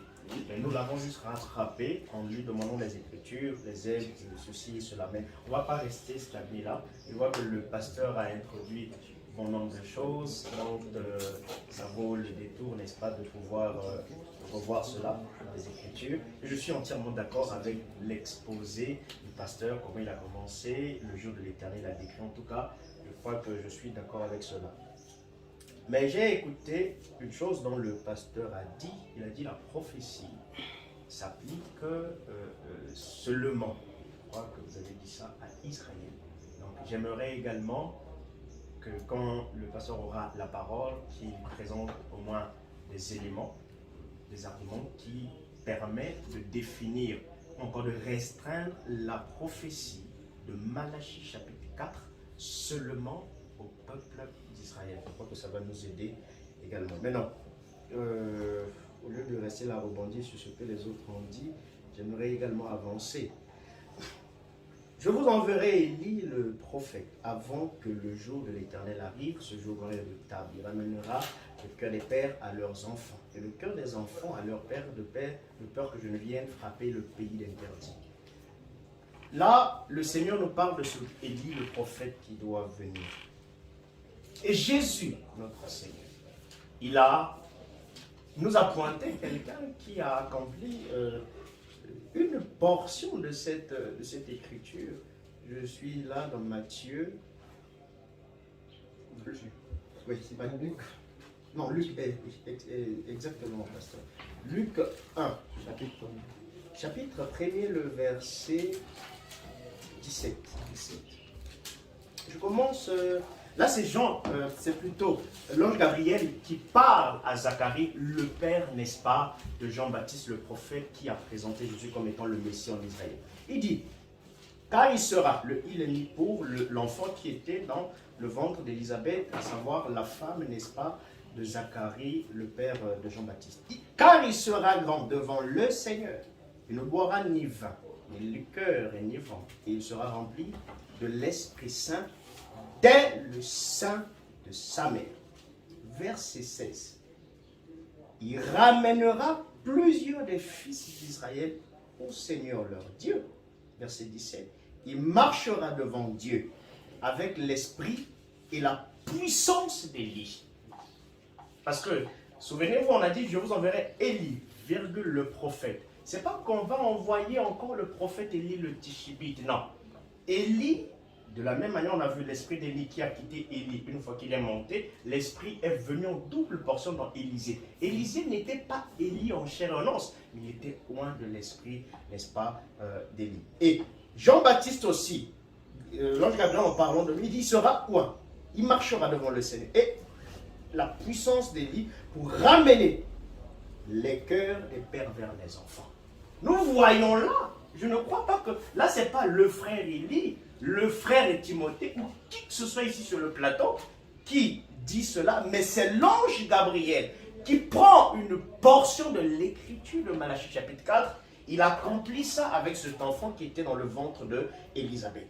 Donc nous sommes d'accord ici selon les Écritures que Jean-Baptiste, il est venu étant oint de l'esprit d'Élie et il a accompli quoi? On dit, il ramènera les cœurs des pères vers les enfants. Et plus loin encore, le Seigneur, je crois que j'aimerais m'arrêter là pour donner la parole aux autres également. 2 témoins, ça suffira certainement. Il y a d'abord l'ange Gabriel qui prend Jean-Baptiste, il le oint de l'esprit d'Élie, il prend la mission d'Élie de Malachie 4, il confère cela à Jean-Baptiste. Et Jésus également, dans Marc, je crois, le chapitre 9. Chapitre 9, le verset 11. Les disciples lui firent cette question. Pourquoi les scribes disent-ils qu'il faut qu'Élie vienne premièrement? Les disciples, ils avaient les parchemins de tous les prophètes. On se rappelle de ce que le Seigneur dans Luc, il entre dans le temple, il prend le parchemin du prophète Ésaïe. Donc il y avait les parchemins. Et ils connaissaient ce que la parole disait. Avant le Messie, Élie devait venir. Il pose la question au maître Jésus. Mais pourquoi les scribes? Parce que c'est ce qu'eux, ils enseignaient dans les synagogues. Pourquoi les scribes disent-ils qu'Élie doit venir premièrement? Écoutez la réponse du Seigneur. Il leur répondit, Élie viendra premièrement et rétablira toutes choses. Et pourquoi est-il écrit? Bon, ça c'est autre chose. Mais je vous dis, dès son verset 13, qu'Élie est venu et qu'ils l'ont traité comme ils ont voulu, selon qu'il est écrit de lui. Et je ne crois pas qu'ici quelqu'un pourrait présenter une autre prophétie de la Bible qui nous envoie Élie le prophète. C'est Malachie chapitre 4. Et si on a certainement, on serait ravis d'avoir ça. Donc Jésus, les disciples en lui posant la question, Élie doit venir premièrement. Selon quelle écriture? Parce que ça ne sort pas du néant, du hasard. Ils savent que c'est écrit dans la Bible. Et où? Dans Malachie, chapitre 4. Ils posent la question au Seigneur et le Seigneur leur dit qu'Élie est déjà venu. Ils ne l'ont pas reconnu. Donc Jésus déjà nous permet de nous situer en sachant que Jean-Baptiste est venu avec l'esprit d'Élie et l'ange Gabriel a dit à Zacharie et Jésus également l'a confirmé. Je crois qu'on va avancer parce que si je reste sur ce que le frère Timothée a dit, on va rester là, les ailes, on va avancer et prochainement on pourra revoir d'autres choses. Ok, en continuant, toujours dans cette lancée, notre précieux frère ici nous a dit que ceux qui craignent le nom du Seigneur, c'est Israël, uniquement parlant, Israël de façon unique. À moins qu'on reconnaisse la parole, ils nous disent non, ce n'était pas uniquement Israël. Mais c'est aussi autre chose. Ici, je vais vous présenter, il ne s'agit pas d'une exclusivité qu'Israël craint le nom du Seigneur. Je prends dans Actes chapitre 10, la Bible dit ceci. Il y avait à Césarée un homme nommé Corneille, entraîné dans la cohorte dite italienne. Cet homme était pieux et craignait Dieu avec toute sa maison. Chapitre 16 de Actes, si je prends le verset 14, on nous parle d'une sœur. L'une d'elles, nommée Lydie, marchande de pourpre de la ville de Thyatire, était une femme craignant Dieu. Si je prends dans 1 Pierre, Paul avec l'évangile parlant aux saints, il dit dans 1 Pierre chapitre 2 verset 17, 1 Pierre chapitre 2 verset 17, Paul nous dit de faire quelque chose pour Dieu. Il dit, honorez tout le monde, aimez les frères, craignez Dieu, honorez le roi. Ici, Paul et Pierre, ils parlent, c'est l'évangile. Nous n'avons pas seulement Israël qui craint le nom du Seigneur, mais nous devons noter des temps et des moments, comme nous l'a dit Paul en Thessaloniciens. Quand je parle des temps et des moments, nous savons qu'Israël a été retranché de l'arbre. Et Dieu a greffé, a hanté l'arbre, a hanté les branches. Et sur l'arbre. Et ces branches-là, c'est qui? Ce sont des nations. Romains chapitre 11. Et si vous remarquez bien l'écriture de Romains chapitre 11, dont je suis en train de prôner, il dit, car je ne veux pas, frère, que vous ignorez ce mystère, afin que vous ne regardiez point comme sage, c'est qu'une partie d'Israël est tombée dans l'endurcissement, jusqu'à ce que la totalité des païens soit entrée. C'est alors qu'il viendra, quand le Christ reviendra pour Israël, après l'enlèvement, au jour de l'Éternel, il viendra pour faire quoi? Le libérateur viendra de Sion. Et il dédonnera de Jacob les impiétés. Il viendra de Sion pour faire quoi? Pour faire le rétablissement d'Israël. Mais ici, il est question d'un temps où le temps des païens, le temps des nations, où Christ vient, il promet qu'avant que le jour de l'Éternel arrive, qui est le grand jour de la destruction, la tribulation, cette période, avant que cette période de temps arrive, je vous enverrai Élie le prophète. Il viendra pour qui? Pour ceux qui craignent le nom du Seigneur. Et il n'y a pas que les Juifs. D'ailleurs, même les Juifs, dans cette période de temps, sont déjà retranchés. Ils ne sont plus là. Allez consulter la 70e semaine dernière dans Daniel chapitre 9. Ils sont retranchés parce qu'ils ont rejeté le Messie. Et l'autre moitié devait s'accomplir en Apocalypse 11. Mais ici, c'est une période de temps qui doit se faire dans la dispensation des gentils, où, avant que l'enlèvement vienne, Christ viendra dans l'enlèvement. Avant que ça ne vienne, il dit quoi? Je vous enverrai le prophète. Il nous dit clairement que ce temps viendra. Acte chapitre 3 nous ramène ce temps dans les jours à venir. Comme Pierre nous montre que dans Acte chapitre 3, il dit, bon, je n'irai pas ça, je vois que les secondes sont parties. Donc mon frère a montré que Malachie 4, verset 5 et 6 a deux parties. Le cœur des enfants au père, le cœur des pères à leurs enfants. La prophétie a dit seulement de Jean-Baptiste, père, enfant. L'autre prophétie n'est pas encore accomplie. Merci beaucoup. Alors, le pasteur peut évoluer si... Ok, le pasteur, vous pouvez évoluer. Alors, premièrement, je dirais aux frères merci, mais sauf que quand vous évoquez Daniel chapitre 9, vous faites extrêmement, c'est une très grande erreur. L'Écriture ne dit pas que Dieu a retranché Israël, mais c'est le Messie qui a été retranché. Ça, vous êtes d'accord avec moi? Ok. Alors, deuxièmement, vous avez pris l'Écriture de Corneille. Je vous dis en passant que Corneille n'est pas un juif. Corneille, c'est un prosélyte. Un prosélyte, c'est une nation qui se conforme à la loi juive. Ça aussi, vous êtes d'accord avec moi. Ok? Alors, pour revenir vers le frère, lorsqu'il a parlé, j'ai compris, il a parlé de la première portion de Malachie chapitre 4 pour dire que Élie, c'est-à-dire Jean-Baptiste, a accompli la première. Donc la seconde, j'ai compris, lorsque, à moins que je me trompe, donc pour compléter que lorsque Dieu visitera Israël aussi par les besoins, donc ils vont compléter. Alors ça aussi c'est une très grave erreur. Pourquoi je le dis? Où est-ce que vous allez maintenant placer Malachie chapitre 3, le premier verset? Parce que dans Malachie chapitre 3, le premier verset, on dit, l'écriture est claire, voici j'enverrai mon messager. Mon messager, il préparera le chemin devant moi. Amen. Et soudain entrera dans son temple le Seigneur que vous cherchez. L'Écriture continue. Et le messager de l'alliance que vous désirez, voici il vient, dit l'Éternel des armées, qui pourra soutenir. Si vous avez posé la question de savoir comment Élie, comment Jean-Baptiste, en lui il y a l'esprit d'Élie, c'est premièrement pour accomplir Malachie chapitre 3, le premier verset. C'est-à-dire que Jean-Baptiste, lorsqu'il vient, c'est pour préparer le chemin. Amen. Il prépare le chemin pourquoi? Pour permettre à ce que Jésus entre dans le temple. Mais quand Jésus entre dans le temple, souvenez-vous, il trouve qu'il y a des vendeurs. Quand il trouve des vendeurs dans le temple, qu'est-ce qu'il fait? Il va les chasser. Bon, c'était une prophétie. Je veux pas aller dans des choses allégoriques pour expliquer. Mais nous voulons rester scripturaires. Donc c'est pour vous dire tout simplement que Malachie chapitre 4, pour aller droit au but, c'est une prophétie qui s'accomplira dans Apocalypse chapitre 11. Ça, pour être clair, c'est une prophétie qui s'accomplira dans l'Apocalypse chapitre 11. Mais j'ai aimé le frère, quand il a pris le livre de Marc, je crois bien, mais là aussi il s'est trompé parce qu'il n'est pas allé au bout de la lecture. Il n'est pas allé au bout de la lecture. Pourquoi je le dis? Parce que dans les Écritures, dans la Bible que tous nous prenons, que nous aimons tous, il y a 5 manières que l'esprit d'Élie se manifeste.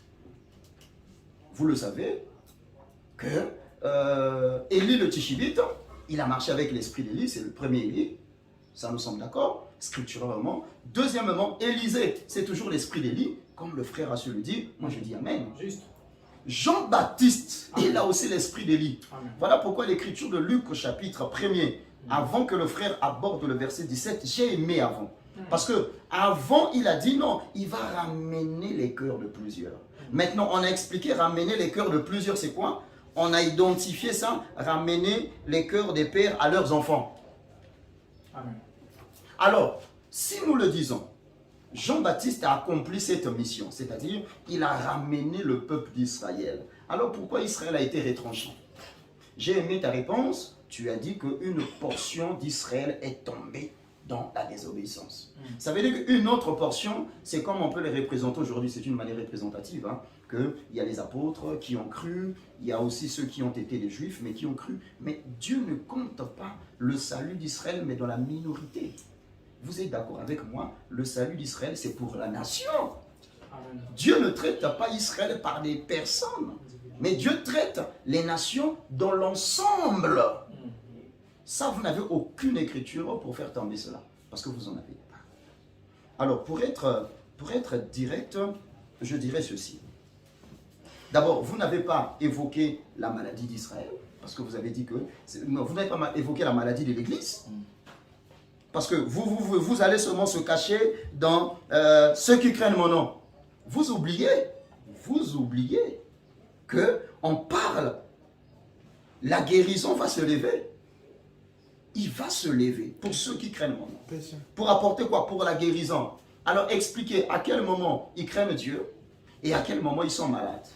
Sinon, on ne peut jamais envoyer un médecin auprès de ceux qui ne sont pas, ceux qui sont en bonne santé. Jésus l'a dit dans le livre de Luc, que on ne peut qu'envoyer le médecin auprès de ceux qui sont malades. Maintenant, quand il parle de ça, il dit, il n'y avait pas plusieurs lépreux en Israël. Mais Élie ne fut qu'envoyé vers qui? Vers Naaman. Vous connaissez toute cette histoire. Et Naaman, c'est le type de l'Église. Naaman, c'est le type des nations. Parce que nous, avant que nous croyions par l'œuvre de la croix, nous étions malades. Notre maladie, c'était le péché. Mais ce qui est contraire ici, on parle d'abord de ceux qui craignent. Ensuite, on dit, on va vous envoyer la malédiction, la bénédiction, la guérison. Ça semble être contradictoire. Alors, j'aimerais bien, quand quelqu'un d'entre vous prendra la parole, alors qu'il réponde d'abord à cette question. Donc, je le dis clairement que Jean, parce que Jésus aussi, c'est aussi Élie. Jésus aussi, c'est Élie. Parce que l'écriture que vous avez lue, vous n'êtes pas allé au bout de votre lecture. Jésus aussi, c'est aussi Élie. Donc, Jean-Baptiste n'est pas le seul à avoir l'esprit d'Élie. Souvenez-vous, regardez la mission, je suis dans 1 Roi chapitre 17, 1 Roi chapitre 17, 1 Roi chapitre 18, 1 Roi chapitre 19, 1 Roi chapitre 20. Premièrement, Élie ferme le ciel. Quand il ferme le ciel, il va dans le torrent de Kérit. Là, c'est le corbeau qui le nourrit pendant un temps, et puis le torrent s'échappe. Le Seigneur lui demande d'aller dans chez la veuve de Sarepta. Mais chez la veuve de Sarepta, c'est toujours l'esprit d'Élie. Élie qui était allé au torrent de Kérit, c'est toujours Élie.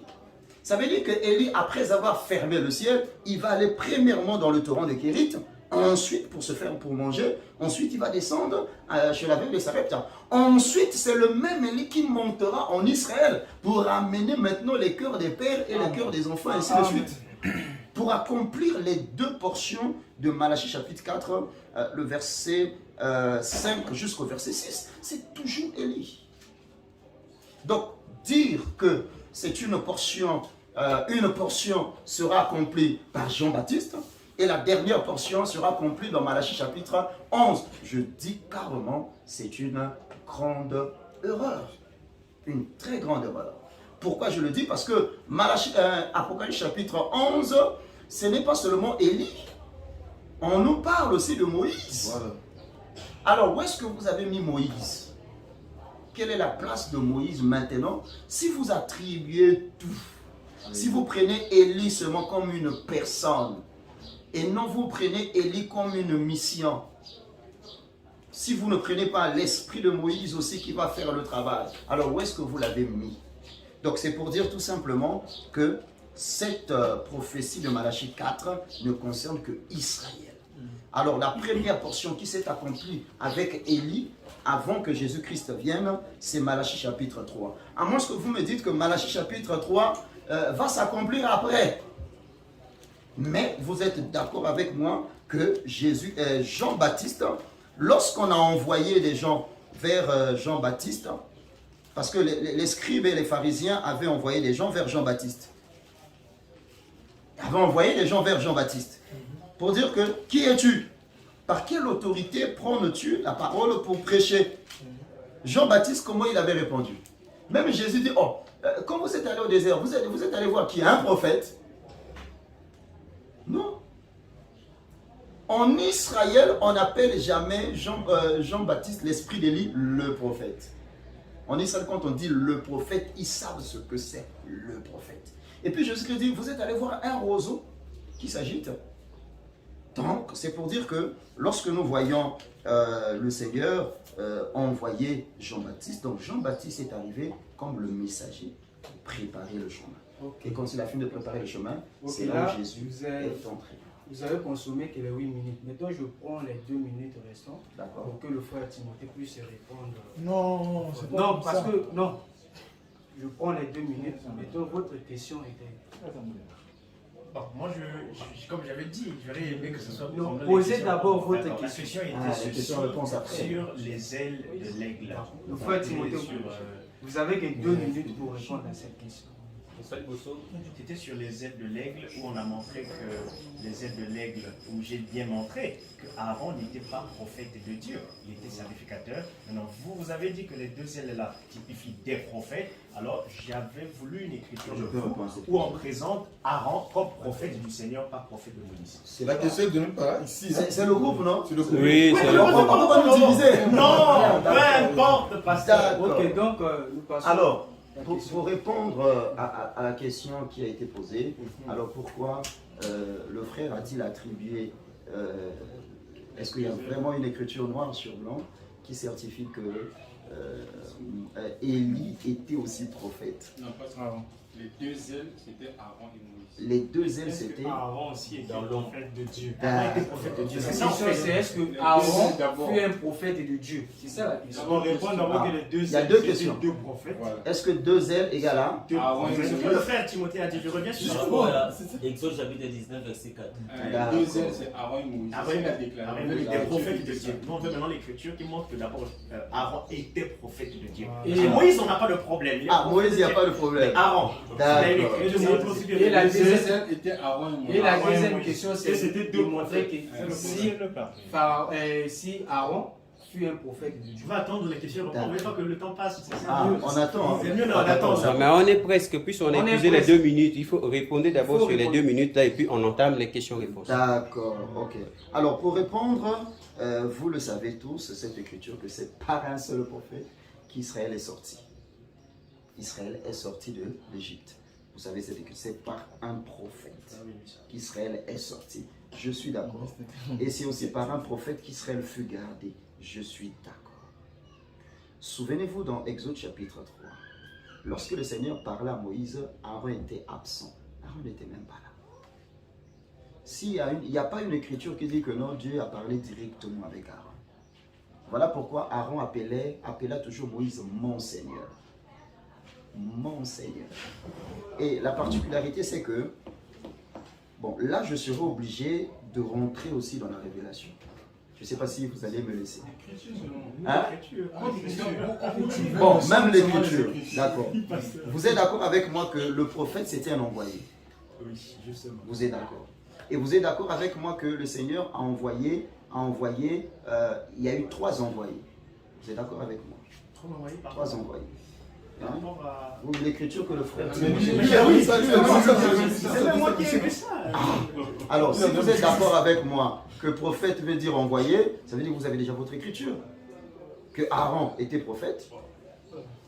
Mais c'est que Aaron était prophète.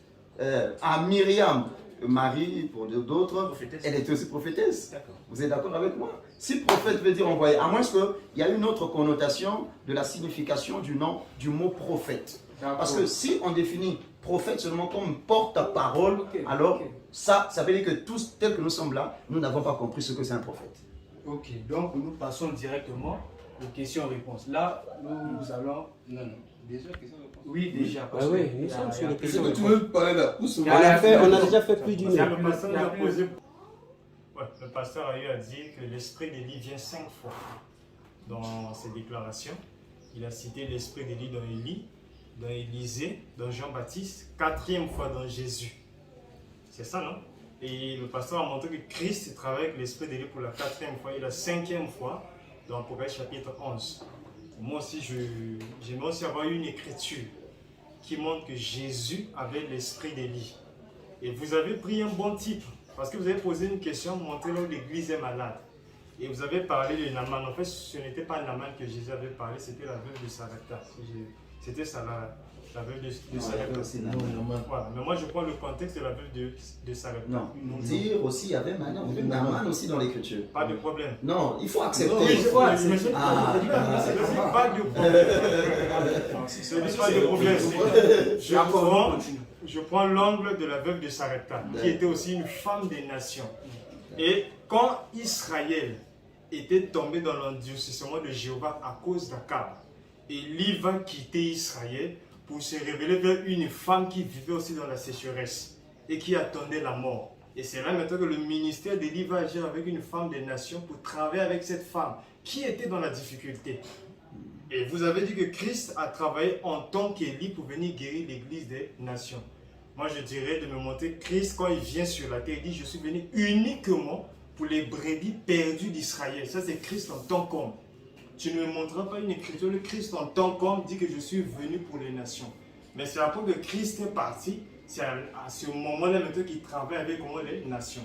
Mais quand il était sur terre en tant qu'homme que toi tu crois, il avait l'esprit d'Élie. Il dit, je suis venu uniquement pour les brebis perdues d'Israël. Donc à ce moment-là, ça écarte déjà le type que vous parlez de Naaman. Je ne sais pas si comment vous pouvez positionner cela dans la Bible. Christ est vivant avec l'esprit d'Élie et travaille encore avec Naaman, alors que lui, il a dit que je suis venu uniquement pour les brebis perdues d'Israël. Là, on parle de Christ étant sur la terre. Voilà un peu la première question que je pose et je pense que je réponds aussi directement à ta question. La veuve de Sarapta qui était une femme des nations. Et il y a beaucoup de types, beaucoup de paraboles que Jésus a données dans la Bible concernant la condition de l'Église avant le retour de l'époux. Jésus a parlé de la femme qui, avant l'arrivée de l'époux, avait perdu l'une de ses drachmes. C'était une des conditions de l'Église avant la venue du Seigneur. Et il devait prendre le balai pour rechercher maintenant la drachme. Et quand il trouve cela, il appelle ses amis pour réjouir comment ensemble. Et nous croyons que quand Jésus donnait ces paraboles-là, c'était des prophéties en fait. Quand Jésus parlait des 10 vierges, quand l'époux a tardé à venir, les vierges se sont endormies. C'était la condition comment de l'Église. Mais avant la venue de l'époux, il y avait un message pour réveiller maintenant l'Église et recevoir comment le message comment de la venue comment de l'époux. Et il y a beaucoup de types, vous êtes certainement pasteurs, vous connaissez tous ces types. Et même Christ, quand Jean l'écrivain dans le livre de l'Apocalypse, on reçoit la révélation où Dieu s'adresse aux 7 églises des nations. Vous allez remarquer que la plupart des messages que Dieu donne aux églises des nations, l'église était tombée bas.